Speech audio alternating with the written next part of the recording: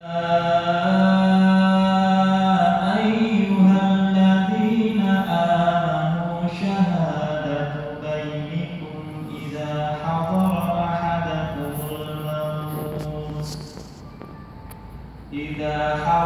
أحدكم الموت حين الوصية اثنان ذوى عدل منكم أو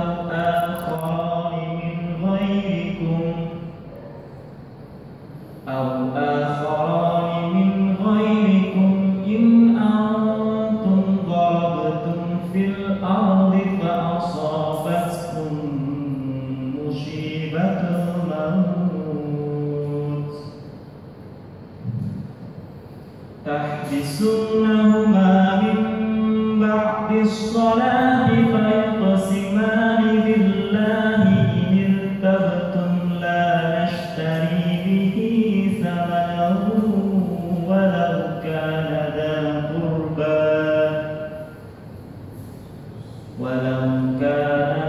قربى ولا نكتم شهادة الله إنا إذا لمن الآثمين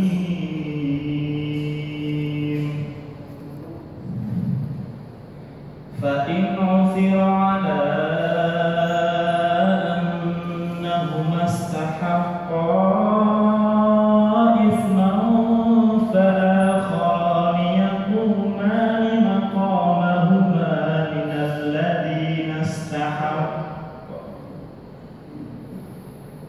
الذين استحق عليهم الأوليان فيقسمان بالله لشهادتنا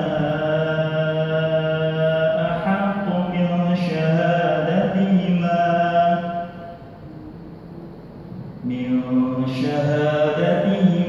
وما اعتدينا إنا إذا لمن الظالمين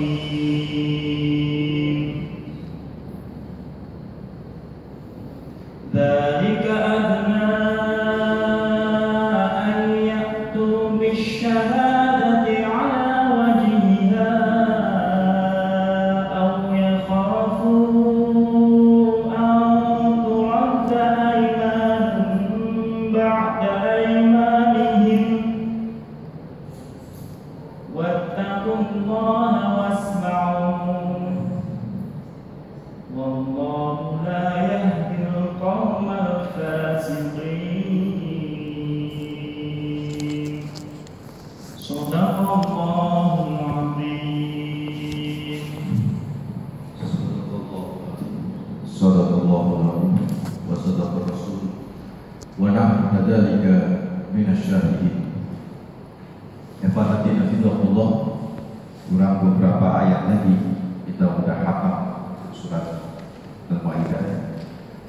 Surat Al-Maidah ini jumlahnya ayatnya adalah 120. Jadi kita sudah nyampe di 106. Mudah-mudahan sampai 108 karena satu paket kajiannya satu paket. Jadi Bapak Ibu yang dirahmati Allah, setelah kemarin beberapa kali pertemuan dibahas tentang tradisi yang dibenarkan oleh Islam dan harus dijalani, serta tradisi-tradisi yang tidak dibenarkan oleh Islam dan harus dijauhi, maka kemudian Allah mengajak kepada kita untuk kembali kepada syariat, kembali kepada tradisi yang dibangun oleh syariat, kembali kepada hal-hal yang memang syariat memerintahkannya. Nah, di antaranya adalah di ayat 106 ini, yaitu terkait dengan wasiat. Wasiat ini memang kalau bisa umat Islam punya wasiat, entah kepada anak-anaknya. Cuman wasiat ini juga harus hati-hati supaya wasiat ini nanti bisa dijalankan oleh siapa? Oleh ahli waris. Jangan sampai wasiatnya nabrak-nabrak syariat juga. Saya wasiatkan nanti kalau saya meninggal dunia semua harta waris saya sedekahkan kepada yayasan ya nggak bisa. Itu melanggar syariat. Nanti hakim akan memutuskan cuma sepertiga batas maksimal. Dan wasiat-wasiat yang lain juga harus dijalankan. Misal wasiat tolong atau yang meninggal dunia saya nanti dikubur di sini, itu wasiat itu harus dijalani. Dikubur di sini. Kemarin saya cerita Sayyidina Umar bin Khattab minta dimakamkan di dekat Rasulullah sama sahabatnya itu siapa? Abu Bakar Siddiq. Itu wasiat. Kalau sudah minta begitu, meskipun waduh, dia dijalani. Kecuali secara pengetahuan itu menimbulkan motor bahaya. Nah ini boleh tidak dilaksanakan. Misalnya aku ingin dikubur di puncak Gunung Everest. Rono dewi mati yang mengakai. Gak hanya dia saja yang mati, semua orang itu mati juga. Jadi kalau kayak begitu dia boleh dituruti karena itu sudah melanggar syariat. Nah, mari kita coba baca ya. A'udzu billahi minasyaitonir rajim. Ya ayyuhalladzina amanu. Hei orang-orang yang beriman. Sahadatu bainikum idza hadara ahadakumul mautu hina wasiyati isnan. Itu berhentinya di situ. Kalau kita ngerti artinya. Apa kata Allah? Persaksian bainikum di antara kalian, saksi di antara kalian. Idza terkait apabila salah seorang di antara kalian telah datang tanda-tanda kematian. Hina wasiyah, dan pada waktu itu ingin berwasiat. Itu persaksiannya apa? Isnan. Persaksiannya apa? Isnan. Isnan apa? Dua orang. Jadi wasiat itu harus disaksikan dengan dua orang. Di kalangan kita fikih dibahas banyak itu. Dua orang ini anak kabeh, dua orang anak itu. Nah ada nanti di kajian ayat yang lain ya, satu laki-laki itu setara dengan dua perempuan. Di hadis ya, satu laki-laki setara dengan dua perempuan. Jadi kalau mau perempuan ya 4 perempuan. Nah, katanya begitu. Tapi kalau di sini isna laki-laki, dua orang laki-laki bahwa Allah yang memiliki keadilan di antara kalian. Yang dimaksud kalian di sini siapa? Orang Islam ya. Karena kan Allah berkata kepada siapa? Ya ayyuhalladzina amanu. Hai orang-orang yang beriman. Hai orang-orang yang beriman, saksi di antara kalian terkait ada orang yang mau berwasiat kalau mau mati, itu 2 orang di antara kalian. Sampai di sini Bapak Ibu bisa dimengerti? Sampai di sini 2 orang di antara kalian berarti 2 orang Islam. Oke. Kita lanjutin. Ada kata-kata atau amroni min ghairikum, atau 2 orang selain kalian. 2 orang selain kalian ini maksudnya selain apa?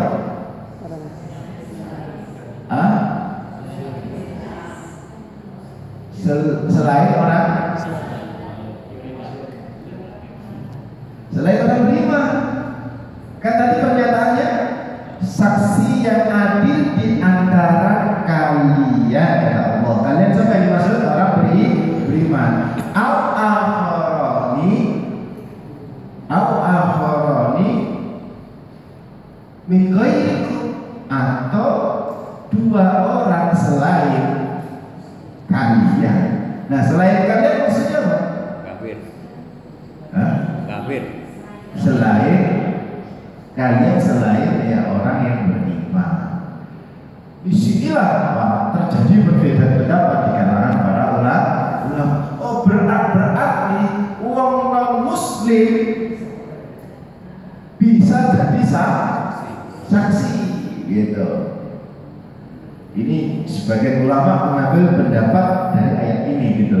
Tetapi kalau menurut Imam Abu Hanifah, Imam Maliki dan Imam Asy-Syafi'i, tidak boleh persaksi itu harus orang Islam. Mau Islam bisa dengan mau Islam. Oh, Islam nggak boleh persaksiannya dari kalangan non-muslim. Terus bagaimana dengan ayat ini? Loh, yang dimaksud oleh ayat itu min ghairikum min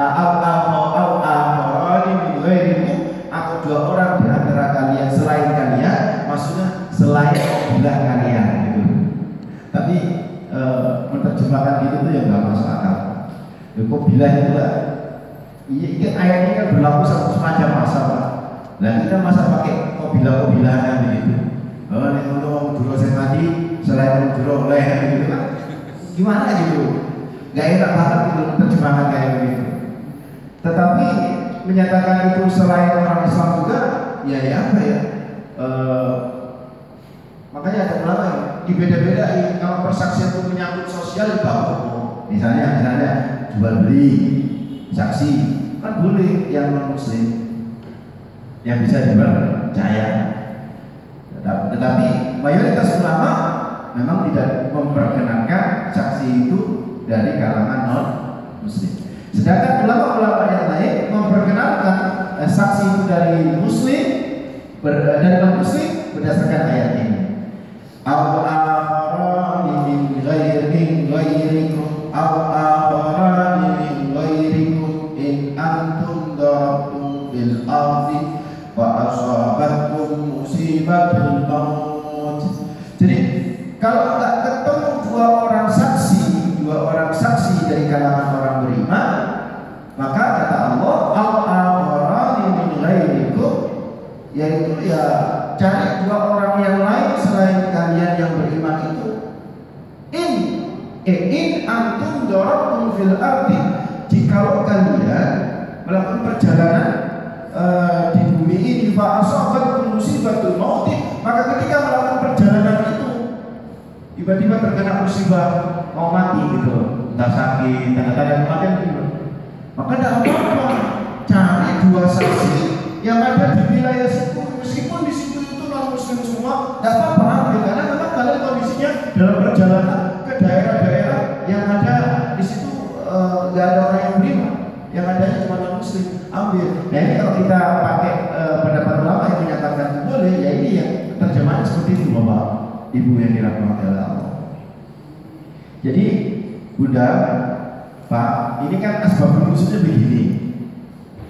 Riwayat Ibnu Abbas menyebutkan ada orang sahabat namanya Tamim Ad-Dari sama Abi Badda.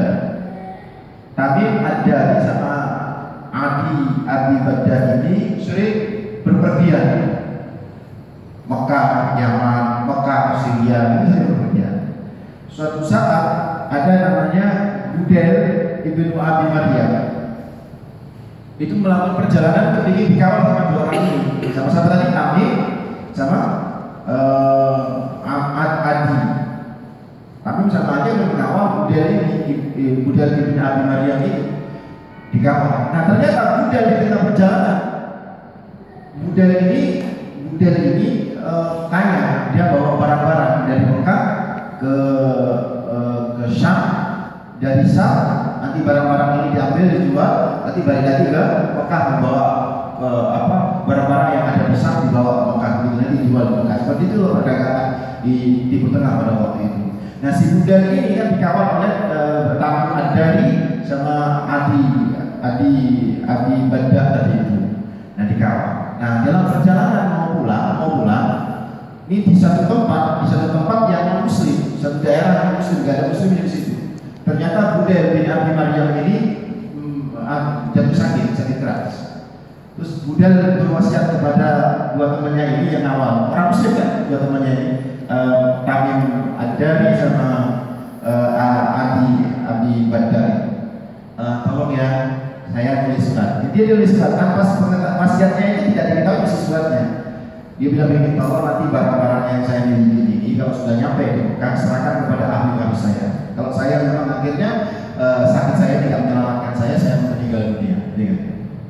Sambil menitipkan sebuah surat. Di surat itu ada isinya, tulisannya itu kepada ahli waris bahwa ada satu benda yang paling bagus di situ, yaitu piring perak dan warna-warni.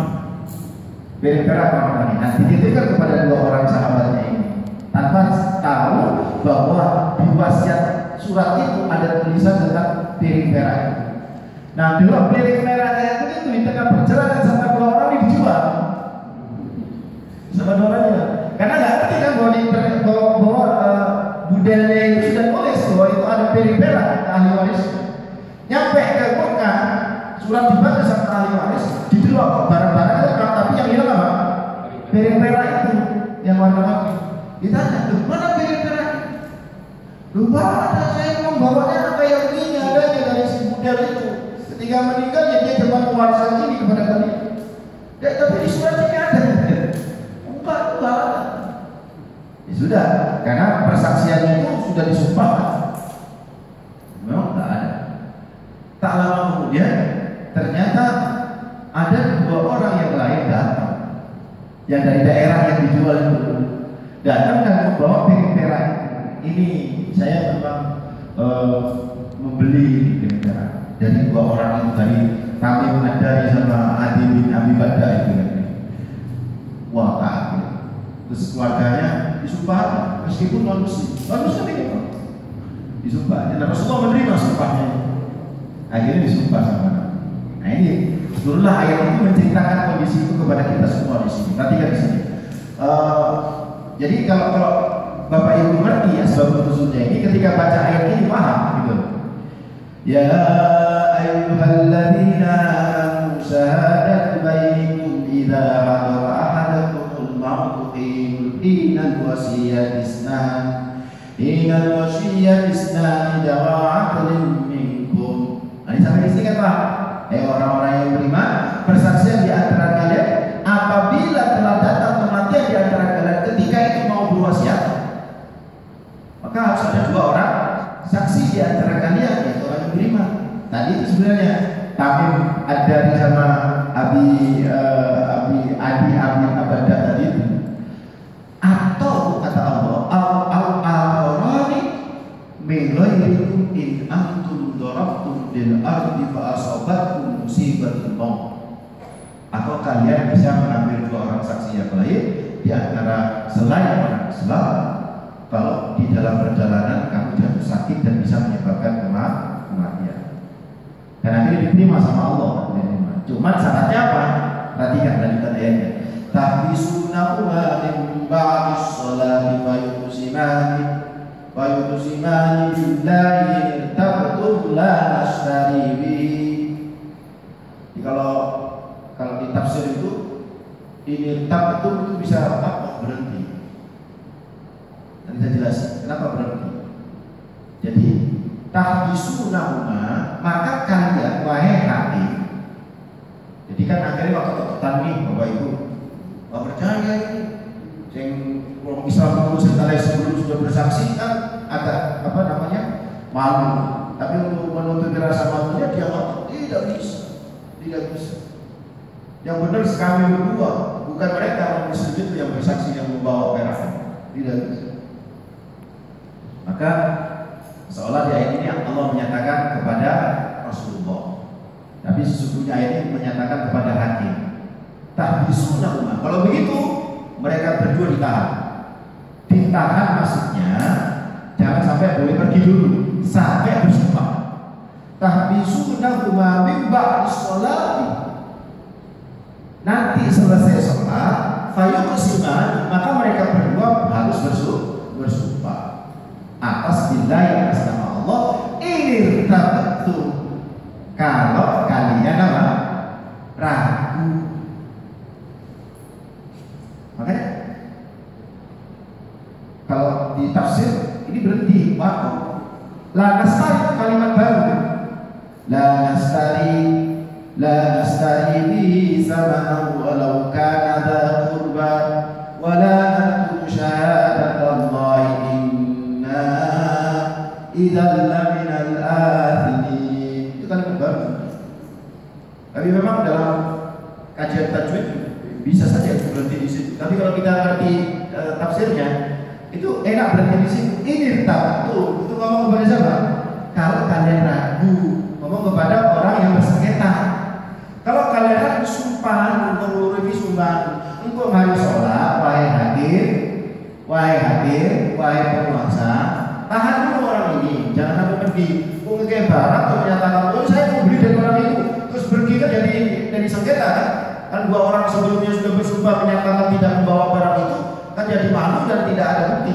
Jadi tahan aja dua orang itu, tahan aja. Ditahan dua orang ini, membak di sholat, sebentar lagi selesai sholat, baru kemudian banyak siman bila disumpah sama Allah. Di situ disebut ini betul. Kalau kalian rugi, makanya ada ulama ragu, makanya ada ulama nyatakan, ya gak ragu, gak usah disumpah. Kalau gak ragu, ya gak usah disumpah. Kalau yakin keluarga yakin, aku yakin sama ini, gak usah disumpah. Tapi kalau ada sengketa, sumpah. Ini tapi. Terus kalimat barunya apa? La nashtari, ini sumpahnya. Sumpahnya siapa? Sumpahnya dua orang tadi. La nashtari, kami tidak mengganti, tidak menjual dengan sumpah itu sama, yaitu harga yang kecil. Jadi saya benar-benar bersumpah sama Allah bahwa saya tidak akan pernah mengganti sumpah dengan nilai yang kecil sama qalilah, qalilah sebenarnya sama.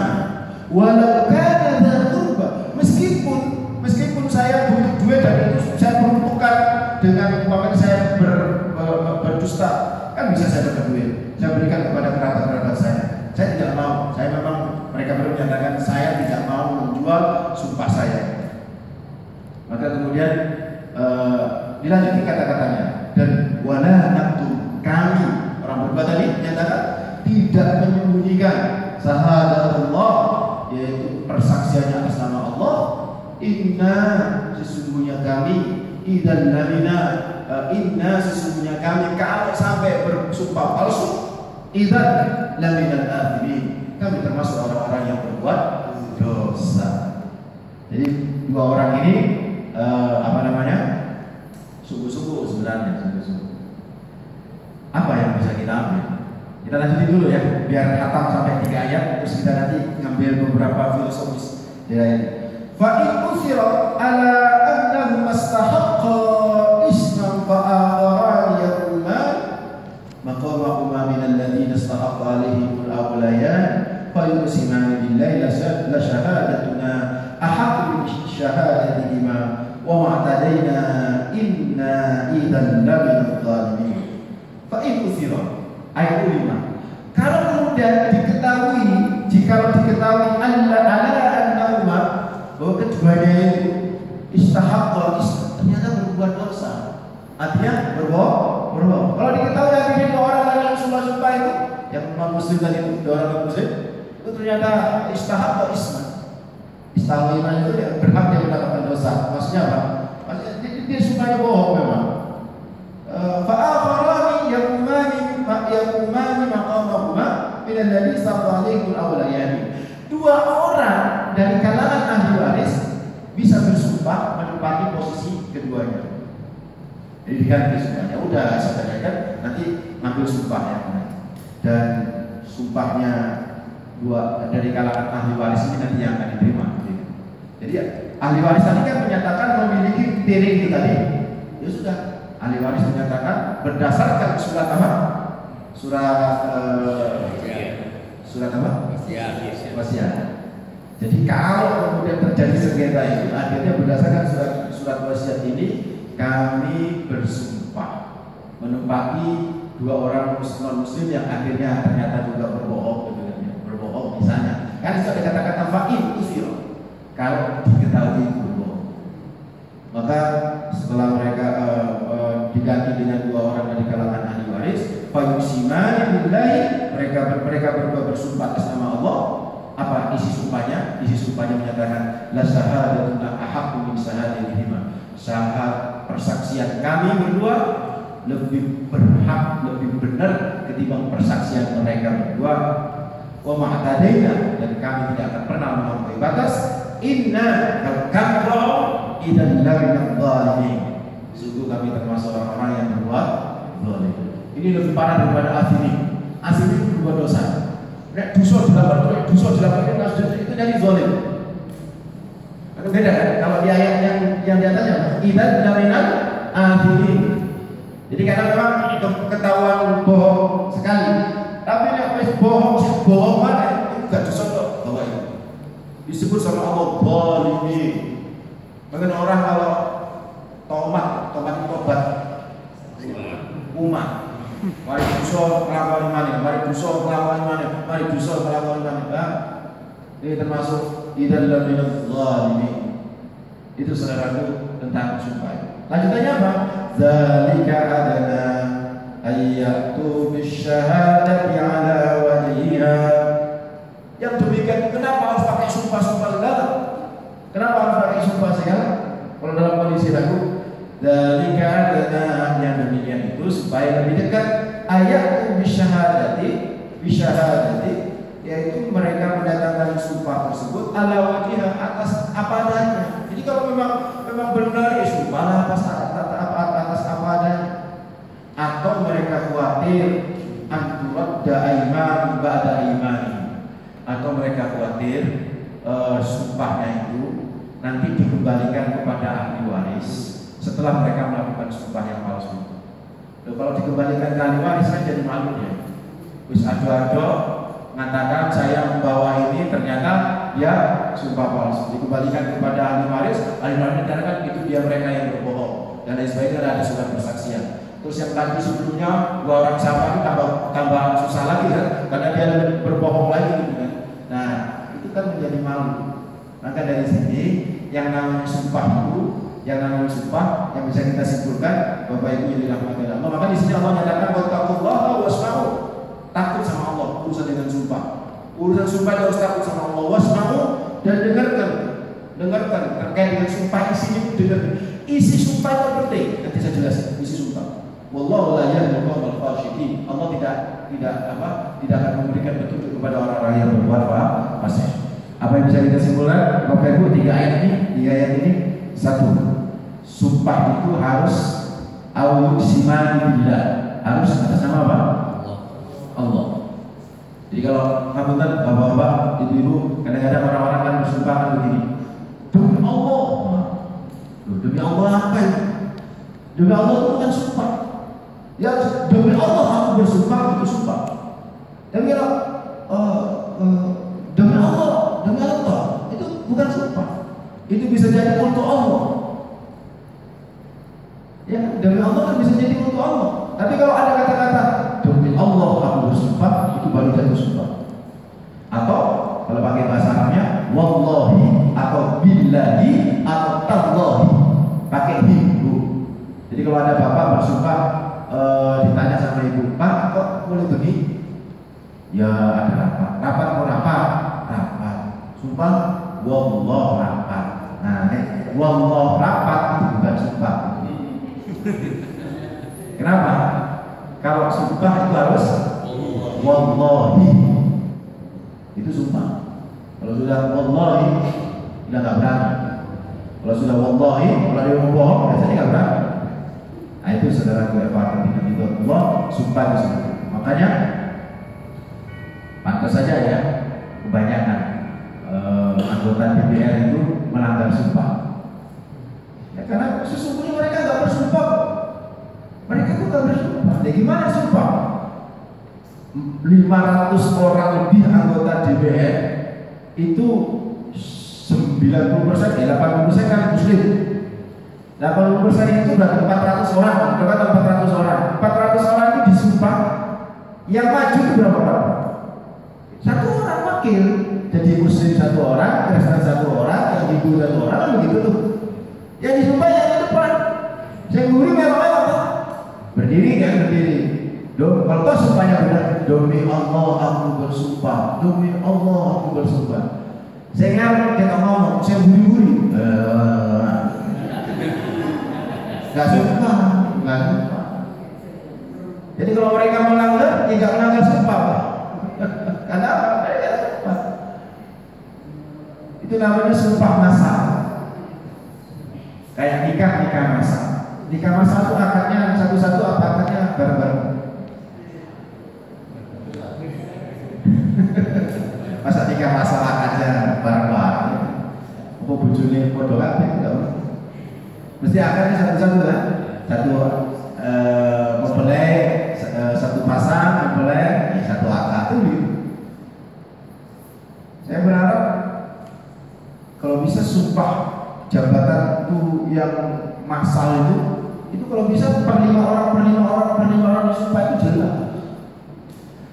Dan isi sumpahnya harus menakutkan. Perhatiin firman Allah.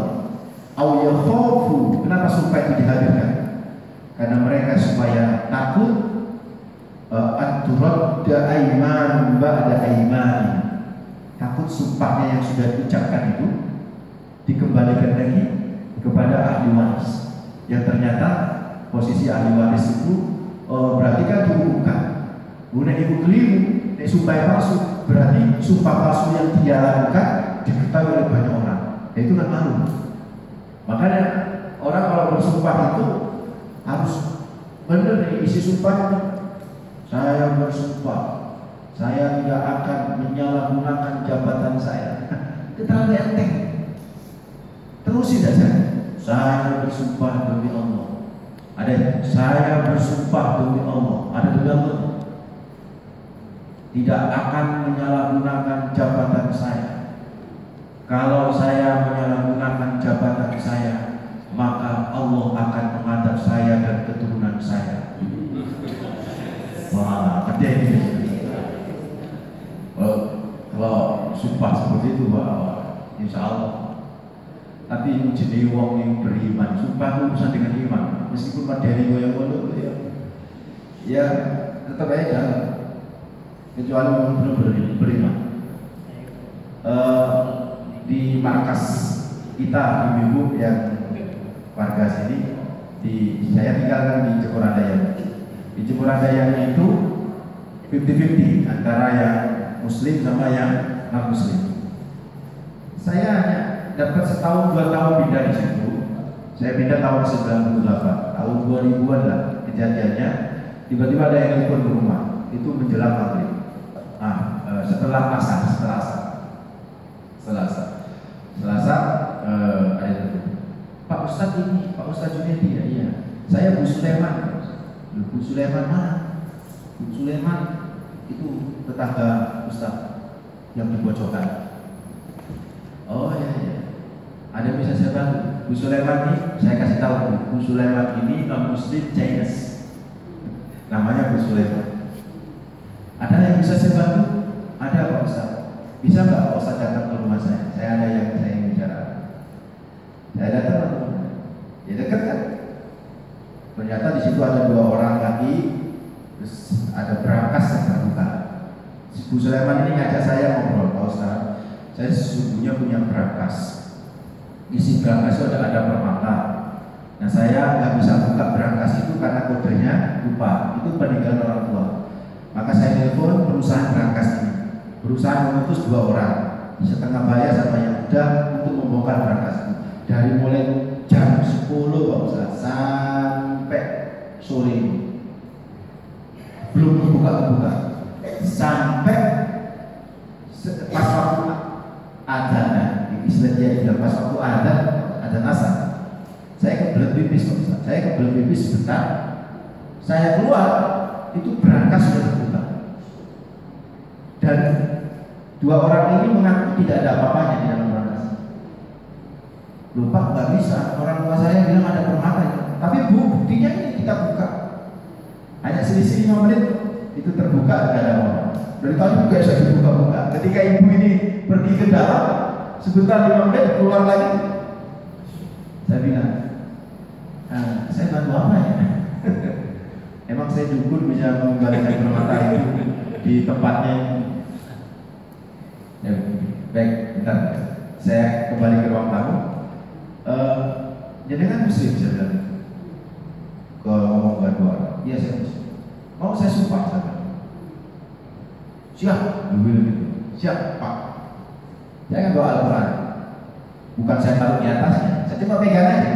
Sampai mau bersumpah ya. Ingat ya, sumpah ini nggak boleh dibuat main-main. Iya siap. Ketika dia tegas menyatakan siap itu, saya agak ini, Bapak Ibu yang dirahmati Allah, agak apa? Ragu. Orang ini benar berarti ini. Berarti memang di berangkas nggak ada apa-apa. Kalau tadi siap, saya sumpah. Benar ya? Saya tuntut ya. Ayo ikutin saya. Siap Pak Ustaz. Bismillahirrahmanirrahim. Saya bilang Bismillahirrahmanirrahim. Wallahi, demi Allah aku bersumpah. Demi Allah aku bersumpah bahwa saya tidak mengambil apapun dari berangkas ini. Kalau saya mengambil apapun dari berangkas ini, maka Allah akan mengadab saya dan 7 keturunan. Saya bilang 7 keturunan. Wes, saya pusing gimana caranya. Jadi 7 keturunan. Ketika dia ngomong mengadab itu sudah sebenarnya ini udah lobek apa namanya? Sudah turun namanya, suaranya sudah turun. Saya aduh ini kita dia ngambil. Nanti saya bilang ini, Mas, kan yang muda itu mahasiswa, yang setengah bayar itu senior. Saya bilang, Pak, Mas, sumpah sudah berjalan dan sumpah itu akan terjadi kalau benar-benar Anda melakukan dan itu bersumpah palsu. Itu menanggung saja, nggak kayak lagi siap-siap menanggung. Nah, saya pamit. Saya mau Unesa, isi pengajian di Unesa. Saya bilang sama Bu Ustaz, Bu, tidak, saya pamit dulu. Nanti kalau ada apa-apa terus saya. Iya Pak Ustaz, jadi cuma gitu aja ya sudah. Dalam agama saya begitu itu sudah luar biasa. Ya, saya ke Unesa. Kebetulan maghribnya itu jam 6, sehingga saya nyampe di rumah jam 5:30 belum maghrib. Telepon lagi Bu Sulaiman. Itu grimis. Pak, terima kasih Pak Ustaz. Kenapa? Permata saya udah kembali. Duh, kembali gimana? Mereka berdua mengembalikan tadi pas waktu hujan-hujan. Ibu ini senang Pak, tapi saya nggak senang. Saya sedih saya. Ya karena sumpahnya besar. Ya mereka kan orang Islam, saudara saya. Saya bilang begini, Ibu senang ya? Iya Pak Ustaz, saya senang. Tolong dong Bu, dibagi kesenangan ini. Ya nanti untuk Pak Ustaz saya kirim, bukan untuk saya, tapi untuk mereka berdua. Kenapa Pak Ustaz? Dalam agama saya, Pak, Bu, dalam agama saya, bahwa mereka berdua berlaku sumpah dan apa yang telah disumpahkan isinya juga berlaku. Terus gimana Pak? Ya digugurkan sumpah. Caranya, saya nggak ikut istilah kafarah, ya kafaratul aiman, enggak, atau kafaratul yamin. Tidak, saya tidak menyebut kafarah. Saya nyebut digugurkan sumpah. Caranya, masing-masing orang harus memberikan makan 10 orang muslim. Dan itu biayanya dari sampean. Mau? Ya, sampean telepon ya. Saya akan bergas. Ya, itu urusan saya Pak Ustaz. Saya telepon keduanya. Saya kasih duit untuk beri makan 10 orang muslim. Seperti itu, sumpah. Dan kalau disebutkan di sini, sumpah yang terbaik itu waktunya itu mibak di sholat. Selesai sholat. Harus itu sumpah itu kalau pakai Al-Quran ini, ibu bapak laksanakan selesai sholat. Habis sholat langsung sumpah. Insya Allah benar-benar sumpah itu mustajab. Artinya kalau benar-benar itu dia melakukan sesuatu yang keburukan tersingkap oleh Allah.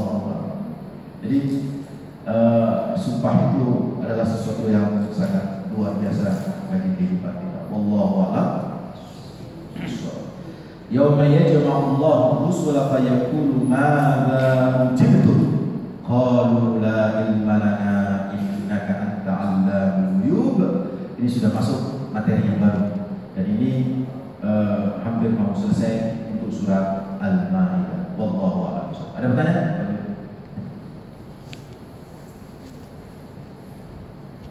Silakan. Ada mic-nya?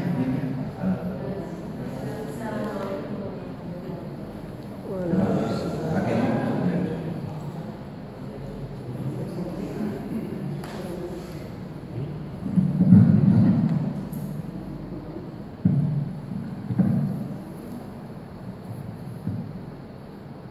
Assalamualaikum warahmatullahi wabarakatuh. Waalaikumsalam.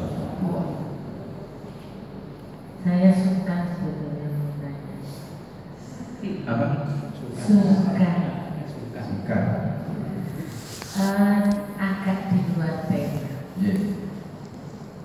Sekarang itu kan lagi tren pasang gigi palsu, yaitu untuk mungkin karena profesinya, karena ingin lebih trendy,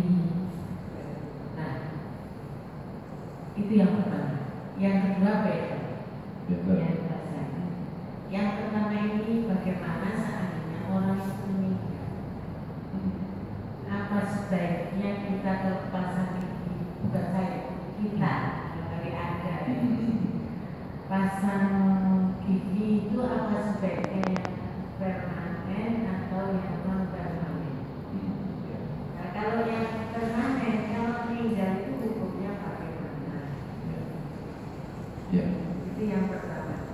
Yang kedua mengenai berikut, kan kita harus gosok gigi dan kuku itu kan harus bersih. Padahal itu sudah ada kawan-kawan yang menghalang. Ini bagaimana? Assalamualaikum warahmatullahi wabarakatuh. Memasang gigi palsu itu ada dua kategori. Memasang gigi palsu itu karena memang giginya ompong, giginya memang hilang atau giginya memang karena kecelakaan, ya. Dan itu harus diperbaiki. Hukumnya itu rubah hukumnya, boleh. Bahkan ada yang menganjurkan sunnah karena memiliki kemanfaatan untuk mengunyah makanan dengan baik. Jadi memasang gigi palsu itu adalah sesuatu yang dibolehkan. Untuk gigi palsu kemudian dibuat hiasan-hiasan, ini terlalu berlebihan. Hukumnya itu kalau itu niatnya untuk mempercantik diri, hukumnya itu sampai makruh saja, tidak sampai haram. Nah, bagaimana dengan bekel? Kawat itu juga boleh juga. Kenapa saya katakan boleh? Karena itu dalam rangka untuk merapikan gigi, bukan gaya-gaya. Itu untuk merapikan gigi, yang gigi ke kanan, yang gigi kiri itu kan dirapikan dengan sistem bekel itu boleh. Dan itu memang mahal, jutaan, tergantung bahannya. Nah, hukumnya boleh. Ulama menyatakan itu adalah hukumnya boleh. Yang jadi masalah itu kalau meninggal dunia.